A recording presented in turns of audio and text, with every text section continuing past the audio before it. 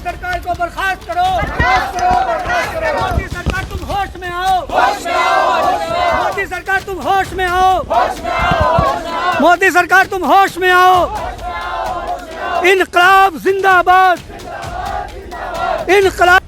लेकिन गुस्से में उसके इंसाफ की बात निकालने की सोच शायद नहीं आती, और अगर गुस्सा भी आता है तो छत्तीसगढ़ और राजस्थान पर आता है, क्योंकि वहाँ इनकी सरकार डबल इंजन की नहीं है। अभी आप क्या चाहते हैं?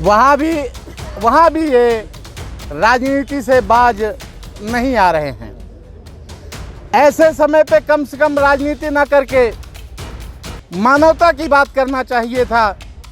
सबसे पहले प्रधानमंत्री जी को उन बेटियों को इंसाफ दिलाने की बात करना था जिनके साथ इतना क्रूरतम घटना घटी है।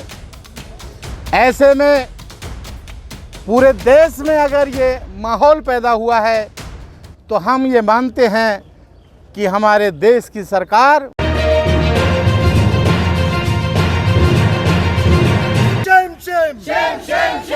मणिपुर सरकार शेम शेम, मध्य प्रदेश सरकार शेम शेम, महाराष्ट्र सरकार शेम शेम, मणिपुर सरकार शेम शेम, मध्य प्रदेश सरकार शेम शेम,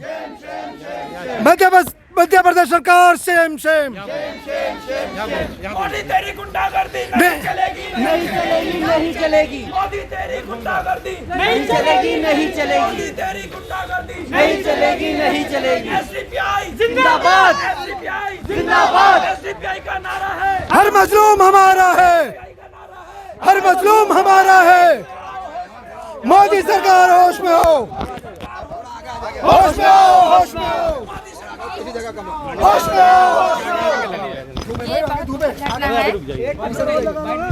बाइट अभी रुक देंगे 2 मिनट। शर्म करो, शर्म करो। हमारी बात सुनने के बाद अगर आपको थोड़ा पकड़िए भैया। शर्म करो, शर्म करो। शर्म नहीं तो डूब मरो, डूब मरो, डूब मरो। मणिपुर के आतंकवादियों को फांसी दो, फांसी दो, फांसी दो, मणिपुर के आतंकियों को फांसी दो, फांसी दो, फांसी दो, मणिपुर के आतंकियों को फांसी दो, फांसी दो। मणिपुर में शांति बहाल करो, बहाल करो, बहाल करो, मणिपुर में शांति बहाल करो। बहाल करो, बहाल करो। एसडीपीआई जिंदाबाद, जिंदाबाद, जिंदाबाद, इनकलाब जिंदाबाद, जिंदाबाद, जिंदाबाद, इनकलाब जिंदाबाद, जिंदाबाद, जिंदाबाद। भारतीय जनता पार्टी होश में हो, होश में आओ, होश में आओ। भारतीय जनता पार्टी मणिपुर सरकार बर्खास्त करो, बर्खास्त करो, बर्खास्त करो। मोदी सरकार होश में हो, होश में आओ, होश में आओ। होश में नहीं तो डूब मरो, डूब मरो, डूब मरो। मोदी सरकार होश में हो, होश में आओ, होश में आओ। मणिपुर के आतंकियों को फांसी दो, फांसी दो, फांसी दो। एसडीपीआई जिंदाबाद, जिंदाबाद, जिंदाबाद। इनकलाब जिंदाबाद। कि आज उन सरकारों के खिलाफ जो सरकारें अपनी मुहाल हो गई हैं, उनको कहीं कहने सुनने वाला नहीं रहा। हमारी भारत सरकार भी अगर कुछ कहने के लिए तैयार नहीं है। मैं गुजारिश करूंगा डॉक्टर आइए खान साहब से कि वो इनको एहसास दिलाने की कोशिश करें कि जो लोग अपनी मनमानी कर रहे हैं। आपके बीच हमारे दिल्ली प्रदेश अध्यक्ष आली जनाब डॉक्टर आइए खान साहब आप लोगों से रूबरू हैं।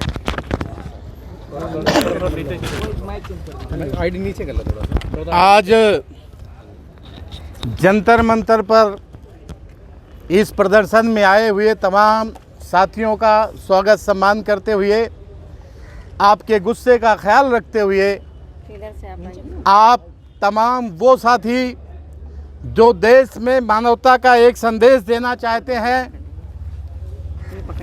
ऐसे साथी आज देश में हो रही मानवता को शर्मसार करने वाली घटनाओं को लेकर जंतर मंतर पर भारत की सरकार की आंख खोलने के लिए यहाँ प्रदर्शन करने पर मजबूर हुए हैं।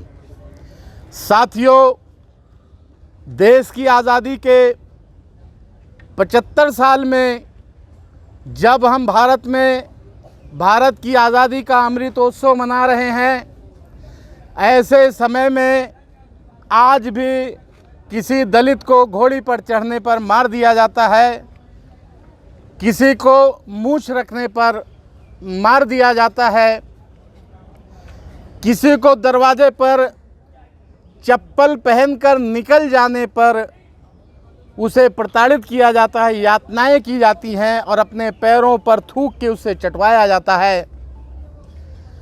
आज अमृतोत्सव मनाया जा रहा है। ऐसे समय में माननीय प्रधानमंत्री जी तक हम आपके माध्यम से ये बात पहुंचाना चाहते हैं कि देश में ये क्या हो रहा है। और उससे भी बेबस घटना अभी आपने मणिपुर में देखी। लगभग 3 महीने हो रहे हैं मणिपुर में जिस तरह से एक समुदाय के विरोध में जिस तरह से जुल्म व आतंक का माहौल पैदा किया जा रहा है। अभी तक वहाँ सैकड़ों धर्मस्थल जलाए जा चुके हैं,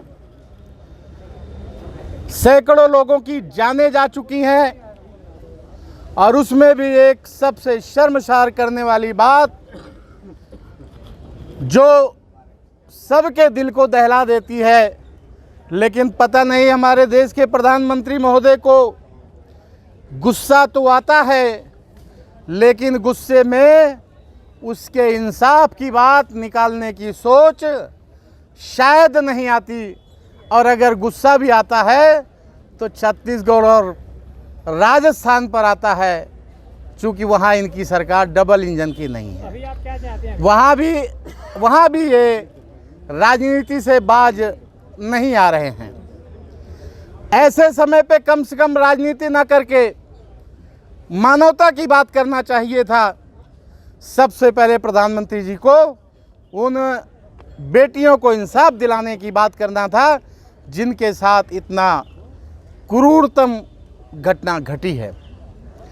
ऐसे में पूरे देश में अगर ये माहौल पैदा हुआ है तो हम ये मानते हैं कि हमारे देश की सरकार पूरी तरह फेल है। क्योंकि सरकार तो अपनी सारी ताकत ईडी पर लगा रही है, एनआईए पर लगा रही है। अभी मुझे कुछ लोगों से पता चला कि अब तो ईडी और एनआईए का एक ऐसा हथियार उनके मुखबिरों के हाथ लग गया है जो बड़े प्यार से आकर कहते हैं कि अगर तुमने मेरी बात नहीं मानी तो तुम्हारे घर ईडी आएगी, एनआईए आएगा। ऐसा करके वसूली का काम शुरू हो गया है एनआईए और ईडी के नाम पर। दिल्ली में भी ऐसी घटना सामने आई है।